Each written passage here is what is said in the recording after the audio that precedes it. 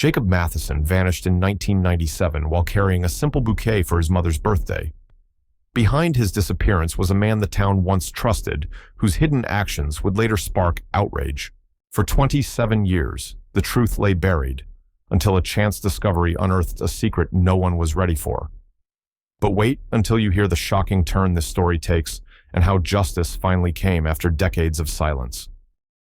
It was a warm July afternoon in 1997 when the small town of Bluefield seemed to breathe in slow, lazy rhythm.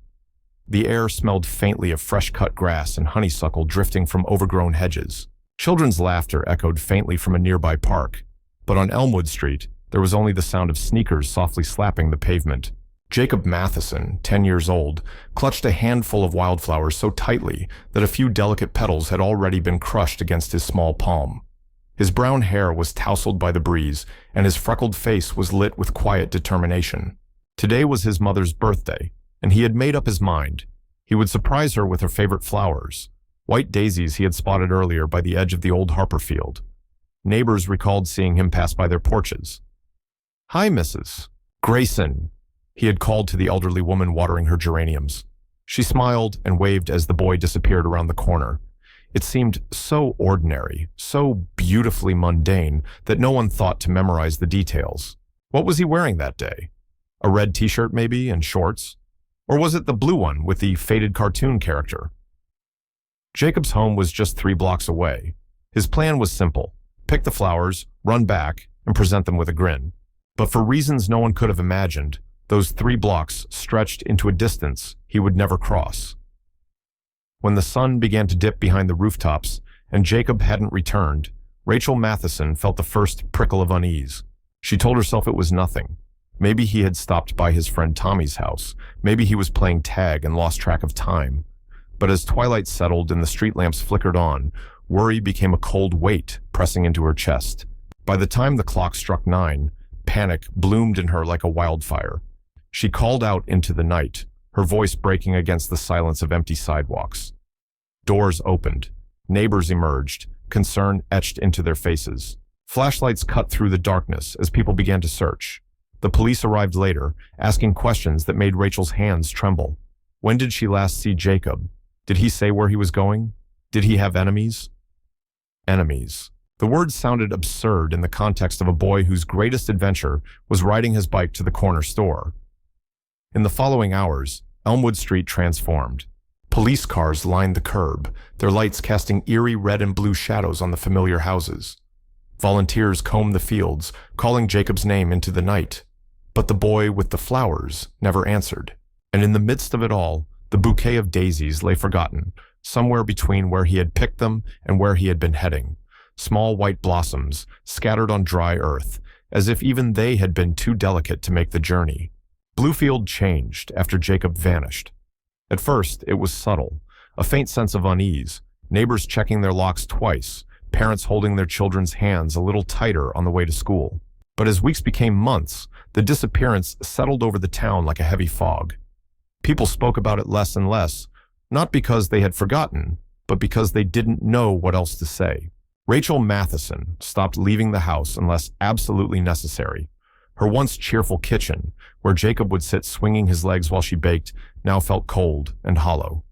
She kept his room exactly as it was on that July afternoon. Toys arranged neatly on shelves, his school backpack leaning against the desk, a crumpled baseball cap on the bedpost. It wasn't a shrine, she would tell herself.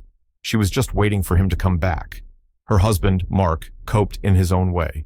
He spent long hours at the garage where he worked, coming home late and speaking little. At night, the sound of Rachel crying softly into her pillow filled the silence between them. The weight of unanswered questions pulled them further apart with each passing year. But for Emily, Jacob's younger sister, forgetting was impossible. She had only been 6 when her brother disappeared. At first, she couldn't understand why he wasn't coming back. She waited by the window for weeks, clutching her stuffed rabbit and scanning every passing car. But seasons changed, and so did she. By the time she turned 16, Emily had made a quiet vow to herself. She would find out what happened to Jacob, no matter how much time had passed. Even as life in Bluefield moved forward, new families moving into old houses, playgrounds filled again with children's laughter, There were reminders for those who cared to notice. The faded, missing posters on telephone poles, now tattered and sun-bleached. The whispered stories teenagers told each other during sleepovers about the boy who disappeared while carrying flowers for his mom. By the 27th year, the tragedy had taken on the air of local folklore. Newcomers would glance curiously at the Matheson house when they heard the story. It stood on Elmwood Street like a ghost of itself, windows shuttered, garden overgrown, its paint peeling in long strips. Emily, now in her 30s, visited the house often, despite her mother's protests. She would push open the creaking gate and wander through the neglected yard. Somewhere deep down, she felt that if she stayed close enough, maybe her brother's memory would speak to her. Maybe there was something here everyone else had missed. And then, one spring morning, a moving truck rumbled into Elmwood Street. A new family was moving into the old Harper house, just 2 doors down from where Jacob had last been seen. Among the commotion of boxes and furniture, landscapers arrived to clear the overgrown backyard. No one knew yet that their shovels would soon hit something buried deep beneath the soil, something that had been waiting quietly for nearly 3 decades to be found. The morning sun filtered gently through a thin veil of clouds as the sound of metal rakes and shovels echoed across the backyard of the old Harper house. The new owners, the Millers, had decided to turn the wild, tangled lot into a lush garden. Weeds stood as tall as a grown man, their roots clinging stubbornly to the dry earth, and thorny vines curled around the rusted remains of a forgotten swing set. 2 landscapers worked in steady silence, their boots crunching over patches of gravel and loose soil. One of them, a middle-aged man named Tom, swung his spade into the ground and felt it bite deeper than before. There was a hollow sound, subtle but distinct, like metal striking something that didn't belong in the earth. He paused, frowning. "Hey, hand me the smaller trowel," he called to his younger coworker. Together they knelt, brushing away clumps of dirt with gloved hands. Bit by bit, a corner of aged, rust-streaked metal emerged. "It's a box," the younger man said, his voice low with curiosity. "Old one, by the look of it." The box was about the size of a milk crate and sealed shut by layers of compacted soil and corrosion. Its surface bore faint marks, scratches, perhaps from years of shifting earth or from tools striking it during previous attempts to clear the yard. Tom hesitated. Could be someone's old keepsakes, maybe nothing at all. Yet something about the way the box sat there, hidden and undisturbed for so long, sent a shiver through him. When they finally managed to pry it loose, the box let out a reluctant creak. The hinges protested as Tom eased it open, revealing its contents in the pale morning light. Inside lay a child's belongings, a toy car, its bright red paint dulled by decades underground, a small, worn-out sneaker, its laces frayed and stiff with age. Folded carefully beside them was a bundle of brittle stems, what might once have been wildflowers. Even now, faint traces of white petals clung stubbornly to their fragile skeletons. The younger man exhaled slowly. "This doesn't feel right." Tom nodded. He, too, felt the unease crawling up his spine. He closed the box carefully and straightened, scanning the yard. The cheerful sound of children laughing in a nearby street felt jarringly out of place here. The police arrived within the hour, their cars pulling up quietly, as if the officers themselves sensed the weight of history in this unassuming backyard. Crime scene tape went up, cordoning off the area while curious neighbors peered from behind their curtains. When Emily Matheson heard the news, she was already driving across town before she could fully process the words. The phrase, "they found a box," rang in her head on repeat. She arrived to find officers clustered near the edge of the yard, their faces solemn. Emily moved closer, her heart pounding so loudly she felt it in her throat. The landscaper pointed wordlessly to where the box had been unearthed. For a moment, Emily stood frozen, staring at the patch of raw earth. She could almost see a 10-year-old boy kneeling there decades ago, clutching his daisies, unaware of the shadow about to fall over him. "Could it be?" she whispered, but the thought refused to finish forming. And as the detectives carefully carried the box to their vehicle, Emily felt a chill sweep through her. Somewhere deep inside, she already knew this was not just a box forgotten in time. It was a message, a whisper from the past, finally breaking through 27 years of silence. Emily sat in her car across the street from the Harper house, gripping the steering wheel until her knuckles turned white. The flashing lights of police vehicles illuminated the yard in rhythmic pulses, casting long, wavering shadows across the garden where the box had been discovered. She wanted to get closer, to see for herself what was inside, but officers kept the area tightly sealed. All she could do was watch as investigators moved deliberately, photographing the site, marking the ground, speaking in hushed tones. To any outsider, it might have looked like just another routine investigation. But Emily could feel it. This was not routine. This was connected to her brother. Detective Charles Benton, a man with a tired face and a reputation for thoroughness, arrived on the scene shortly after.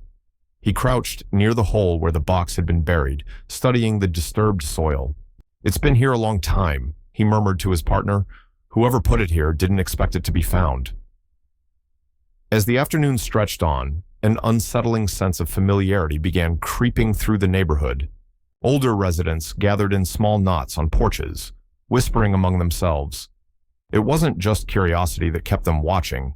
It was memory, the kind that had been carefully locked away, now stirred up like dust from an unopened attic. One neighbor, Mrs. Grayson, stood alone at her front window, her fingers clutching the curtain.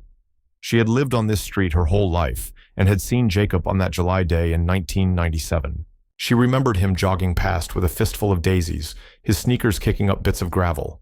She had smiled at him from her porch and returned to watering her plants. And later, had there been a glimpse of him in the driveway down the street, a small figure near the open garage of a house now long since repainted and sold? She had convinced herself over the years that her mind had played tricks on her. But watching the police carry that box out of the yard sent a jolt through her. Old memories, sharpened like a camera lens, snapping into focus. And with it came a heavy, gnawing guilt. That evening, unable to ignore the churning in her chest, Mrs. Grayson picked up her phone. Her voice trembled as she spoke to the dispatcher. "I think I know something about that boy." At the police station, Detective Benton listened intently as Mrs. Grayson recounted what she had seen all those years ago. "I didn't think much of it at the time," she whispered. "But now, knowing what they found," her voice faltered. "I saw Jacob near Mr. Hall's garage that day. He was talking to him, or maybe being called over. I'm not sure anymore." The name struck Benton like a hammer. Gerald Hall, a former middle school shop teacher.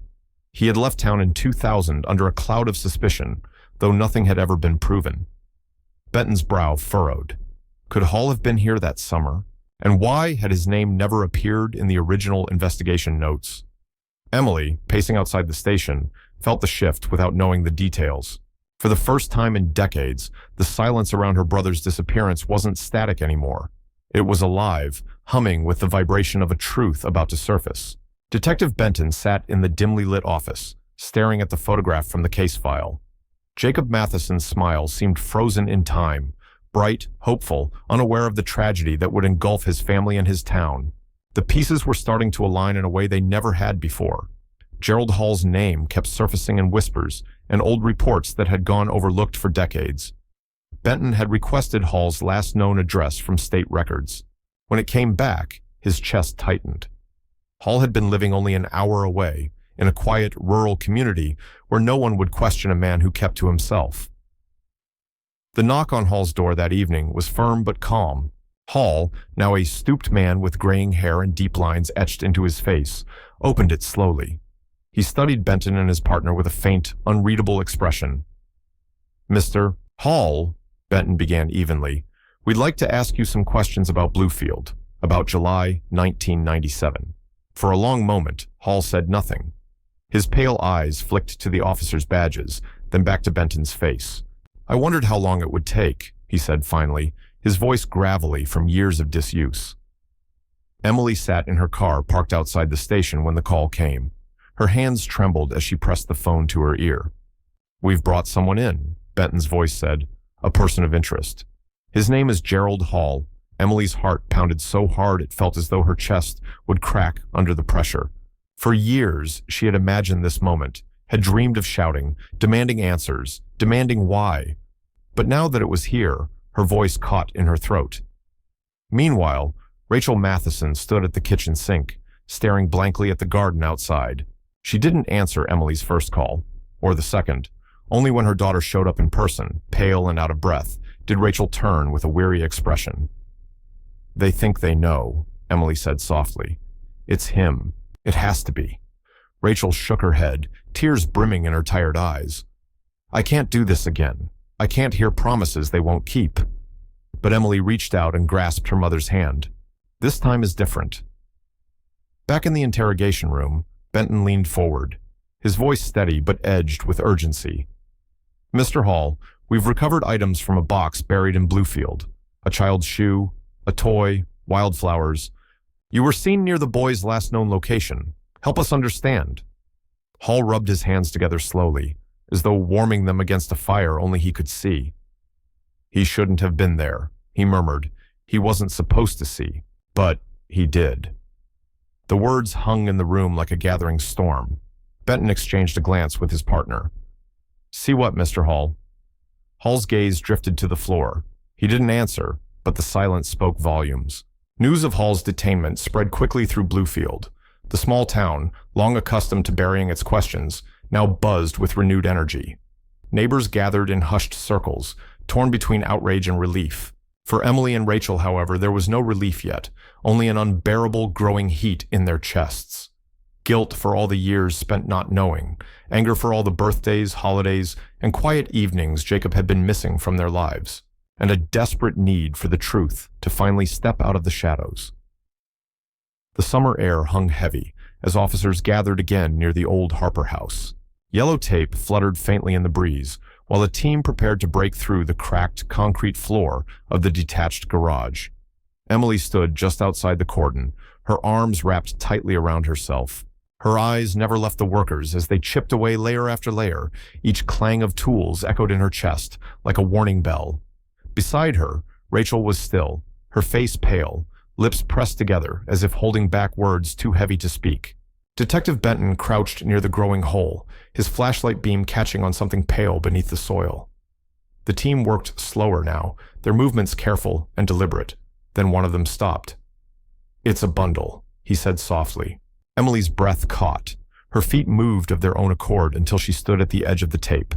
She could just make out a small, wrapped shape, its fabric faded and stained with time.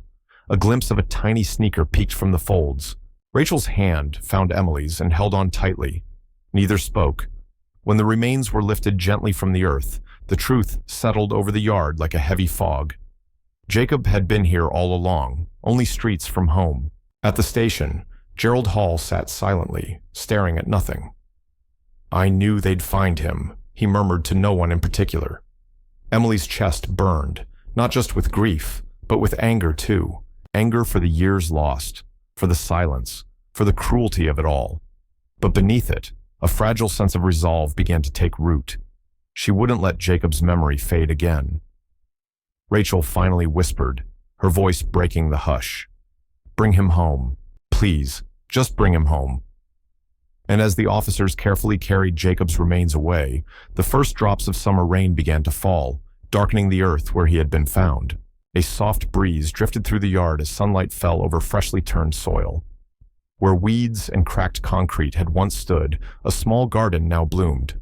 Rows of daisies swayed gently, their white petals catching the light like quiet beacons. Emily knelt near the flowers, her fingers brushing against the delicate stems.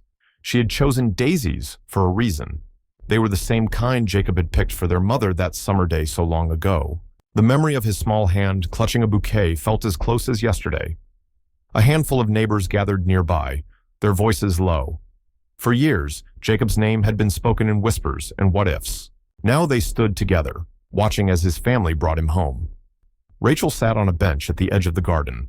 Her hands rested in her lap, her gaze fixed on the flowers. Though her eyes glistened, there was no anger left in them, only a quiet, fragile peace. "This is where he belongs," she said softly, "close to us, surrounded by flowers." Emily nodded, her throat tight. She pictured Jacob running across the yard, his laughter carried by the wind. For the first time, the image felt less like a wound and more like a gift. Detective Benton stood at a distance, hat in hand. He had worked countless cases, few with endings like this. Watching the Mathesons, he allowed himself to believe that even after decades, some stories could still find a quiet resolution. As the neighbors drifted away, Emily and Rachel remained. They didn't speak. They didn't need to. Above them, the sky brightened, sunlight spilling over the daisies, as if to remind them Jacob was finally home.